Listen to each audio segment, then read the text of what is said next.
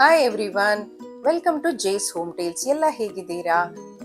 ಮಳೆಗಾಲ ಶುರು ಆಗಿರೋದ್ರಿಂದ ಏನಾದ್ರೂ ಬಿಸಿ ಬಿಸಿ ತಿನ್ಬೇಕು ಅನ್ನಿಸ್ದಾಗ ನೆನಪು ಬರೋದು ಬೋಂಡಾ ಸೂಪ್. ಸೊ ಹಾಗಾದ್ರೆ ಇವತ್ತು ಸುಲಭವಾಗಿ ಬೋಂಡಾ ಸೂಪ್ ಹೇಗ್ ಮಾಡೋದು ಅಂತ ತೋರಿಸ್ಕೊಡ್ತೀನಿ. ಈ ವಿಡಿಯೋ ಸ್ಕಿಪ್ ಮಾಡದೆ ಕಡೆ ತನಕ ನೋಡಿ. ಬೋಂಡಾ ಸೂಪ್ ಸರ್ವ್ ಮಾಡಕ್ ಮುಂಚೆ ಏನೆಲ್ಲ ಸೇರಿಸ್ಕೊಳ್ಬೇಕು ಅಂತ ತಿಳಿಸ್ಕೊಡ್ತೀನಿ. ಹಾಗಾದ್ರೆ ತಡ ಮಾಡದೆ ಹೇಗ್ ಮಾಡೋದು ಅಂತ ನೋಡೋಣ ಬನ್ನಿ.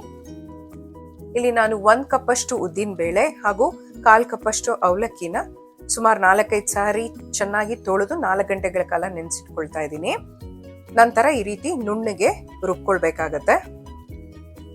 ರುಚಿಗೆ ತಕ್ಕಷ್ಟು ಉಪ್ಪನ್ನ ಸೇರಿಸ್ಕೊಳ್ತಾ ಇದ್ದೀನಿ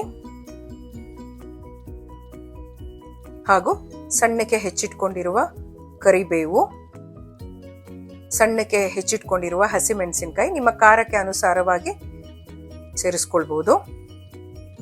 ನಂತರ ಮೆಣಸು ಕಾಳಾದ್ರೂ ಸೇರಿಸ್ಕೋಬಹುದು, ಇಲ್ಲ ರಫ್ ಆಗಿ ಪುಡಿ ಮಾಡ್ಕೊಂಡಿರೋದಾದ್ರೂ ಸೇರಿಸ್ಕೋಬಹುದು.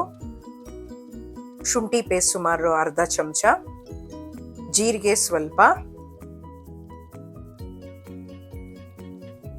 ತೆಂಗಿನಕಾಯಿ ಸಣ್ಣ ಚೂರುಗಳಾಗಿ ಮಾಡಿ ಸೇರಿಸ್ಕೊಳ್ತಾ ಇದ್ದೀನಿ. ಇದು ತಿನ್ಲಿಕ್ಕೆ ಬಾಯಿಗೆ ಸಿಕ್ಕಿದಾಗ ಚೆನ್ನಾಗಿರುತ್ತೆ. ಹಾಗೂ ಹೆಚ್ಚಿಟ್ಕೊಂಡಿರುವ ಕೊತ್ತಂಬರಿ ಸೊಪ್ಪನ್ನ ಸೇರಿಸ್ಕೊಂಡು ಸುಮಾರು 5ರಿಂದ 7 ನಿಮಿಷ ಈ ರೀತಿ ಬೀಟ್ ಮಾಡ್ಕೊಳ್ಬೇಕಾಗತ್ತೆ. ಕೈಯಲ್ಲಾದ್ರೂ ಮಾಡ್ಕೋಬಹುದು, ಆದ್ರೆ ಹಸಿಮೆಣಸಿನಕಾಯಿ ಸೇರಿಸ್ಕೊಂಡಿರೋದ್ರಿಂದ ಈ ತರ ವಿಸ್ಕ್ ಅಥವಾ ಸ್ಪೂನ್ ಇಂದ ಬೀಟ್ ಮಾಡ್ಕೊಳ್ಬೇಕಾಗತ್ತೆ. ನೀವು ಎಷ್ಟು ಚೆನ್ನಾಗಿ ಬೀಟ್ ಮಾಡ್ಕೊಳ್ತಿರೋ ಬೋಂಡಾ ಅಷ್ಟೇ ಸಾಫ್ಟ್ ಆಗಿ ಬರುತ್ತೆ, ಫ್ಲಫಿ ಆಗಿರುತ್ತೆ.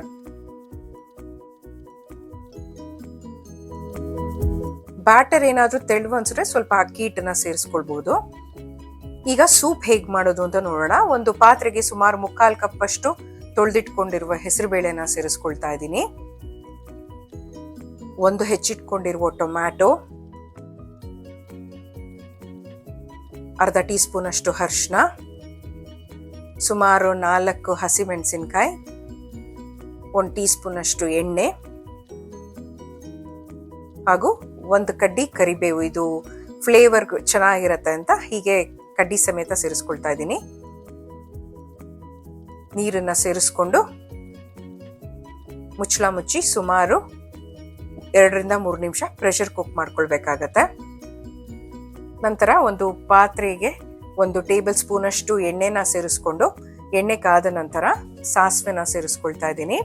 ಸಾಸಿವೆ ಎಲ್ಲ ಚೆನ್ನಾಗಿ ಸಿಡಿಲಿಕ್ಕೆ ಶುರು ಆಗತ್ತೆ. ಆಗ 1/2 ಚಮಚ ಅಷ್ಟು ಜೀರಿಗೆನ ಸೇರಿಸ್ಕೊಳ್ತಾ ಇದ್ದೀನಿ.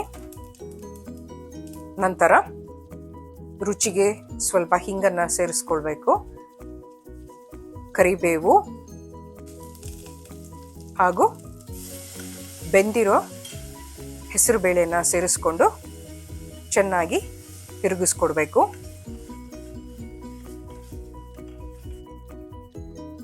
ಇದು ಸೂಪ್ ಕನ್ಸಿಸ್ಟೆನ್ಸಿ ಬರಬೇಕು ಅಂದ್ರೆ ಸ್ವಲ್ಪ ನೀರನ್ನ ಸೇರಿಸ್ಕೊಂಡು ಸೂಪ್ ಕನ್ಸಿಸ್ಟೆನ್ಸಿ ಮಾಡ್ಕೊಳ್ಬೇಕು. ಇನ್ನು ಹೆಸರು ಬೇಳೆ ಬಗ್ಗೆ ಹೇಳಬೇಕು ಅಂತಂದ್ರೆ ಇದರಲ್ಲಿ ಪ್ರೋಟೀನ್ಸ್ ಹೇರಳವಾಗಿರುತ್ತೆ, ಲೋ ಇನ್ ಫ್ಯಾಟ್ ಹಾಗೂ ಇದರಲ್ಲಿ ಆಂಟಿ ಆಕ್ಸಿಡೆಂಟ್ಸ್ ಇರೋದ್ರಿಂದ ಇದು ಆರೋಗ್ಯಕ್ಕೆ ಒಳ್ಳೆಯದು.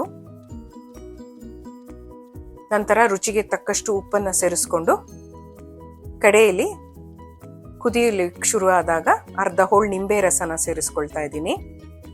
ಈ ಕನ್ಸಿಸ್ಟೆನ್ಸಿ ಇರಬೇಕು. ಸೂಪ್ ತುಂಬಾ ತೆಳ್ಳಕ್ಕೂ ಇರಬಾರ್ದು, ತುಂಬಾ ಗಟ್ಟಿಯಾಗೂ ಇರಬಾರ್ದು. ನಂತರ ಈಗ ಬೋಂಡಾ ಹೇಗ್ ಮಾಡೋದು ಅಂತ ನೋಡೋಣ. ಒಂದು ಬಾಣಲೆಯಲ್ಲಿ ಎಣ್ಣೆನ ಕಾಯಿಸ್ಕೊಂಡು ಒಂದು ಸೌಟ್ ಅಥವಾ ಸ್ಪೂನಿನ ಸಹಾಯದಿಂದ ಈ ರೀತಿ ಉದ್ದಿನ ಹಿಟ್ಟನ್ನ ಎಣ್ಣೆಲಿ ಬಿಟ್ಕೊಳ್ಬೇಕಾಗತ್ತೆ. ಒಂದು ಕಪ್ಪಲ್ಲಿ ಸ್ವಲ್ಪ ನೀರನ್ನ ಇಟ್ಕೊಂಡು ಸೌಟನ್ನ ಫಸ್ಟು ನೀರಲ್ಲಿ ಅದ್ದಿ ನಂತರ ಉದ್ದಿನ ಹಿಟ್ಟನ್ನ ತೆಗೆದು ಎಣ್ಣೆಲಿ ಬಿಡೋದ್ರಿಂದ ಅಂಟದಿಲ್ಲ, ಕ್ಲೀನಾಗಿ ಶೇಪ್ ಬರುತ್ತೆ. ಲೋ ಟು ಮೀಡಿಯಂ ಫ್ಲೇಮಲ್ಲಿ ಸುಮಾರು 4ರಿಂದ 5 ನಿಮಿಷ ನಿಧಾನಕ್ಕೆ ಬೇಯಿಸ್ಕೋಬೇಕಾಗತ್ತೆ. ಈ ರೀತಿ ಗೋಲ್ಡನ್ ಬ್ರೌನ್ ಅಂತ ಏನು ಹೇಳ್ತೀವಿ ಬಣ್ಣ ಬಂದ್ಮೇಲೆ ಒಂದು ಪಾತ್ರೆಯಲ್ಲಿ ಟಿಶ್ಯೂ ಪೇಪರ್ ಹರಡಿ ಬೋಂಡಾನೆಲ್ಲ ತೆಗೆದಿಟ್ಕೊಳ್ಬೇಕಾಗತ್ತೆ. ಎಕ್ಸ್ಟ್ರಾ ಏನು ಎಣ್ಣೆ ಇರುತ್ತೋ ಆ ಟಿಶ್ಯೂ ಪೇಪರ್ ಹೀರ್ಕೊಳ್ಳುತ್ತೆ. ಹಾಗಾಗಿ ಬೋಂಡಾ ಸೂಪ್ ಯಾವ ರೀತಿ ಸರ್ವ್ ಮಾಡೋದು ಅಂತ ನೋಡೋಣ. ಬಿಸಿ ಬಿಸಿ ಬೋಂಡಾ ಸೂಪ್ಗೆ ಕರೆದಿಟ್ಕೊಂಡಿರುವ ಬೋಂಡಾಗಳನ್ನ ಸೇರಿಸ್ಕೊಂಡು ಹೆಚ್ಚಿಟ್ಕೊಂಡಿರುವ ಈರುಳ್ಳಿ ಹಾಗೂ ಕಾಯಿ ಚೂರುಗಳನ್ನ ಸೇರಿಸ್ಕೊಳ್ಬೇಕಾಗತ್ತೆ. ಹಾಗೂ ಕೊತ್ತಂಬರಿ ಸೊಪ್ಪನ್ನ ಸೇರಿಸ್ಕೊಂಡು ಸರ್ವ್ ಮಾಡಿದ್ರೆ ಬಿಸಿ ಬಿಸಿಯಾದ ರುಚಿಯಾದ ಬೋಂಡಾ ಸೂಪ್ ತಿನ್ನಲು ರೆಡಿ.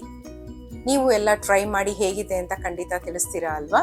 ಯಾರೆಲ್ಲ ನನ್ನ ಚಾನೆಲ್ನ ಸಬ್ಸ್ಕ್ರೈಬ್ ಮಾಡ್ಕೊಂಡಿಲ್ವೋ ಖಂಡಿತ ಸಬ್ಸ್ಕ್ರೈಬ್ ಮಾಡ್ಕೊಳ್ಳಿ. ಮುಂದಿನ ವಿಡಿಯೋದಲ್ಲಿ ಮತ್ತೆ ಸಿಗೋಣ. ಅಲ್ಲಿ ತನಕ take care, love you all, bye.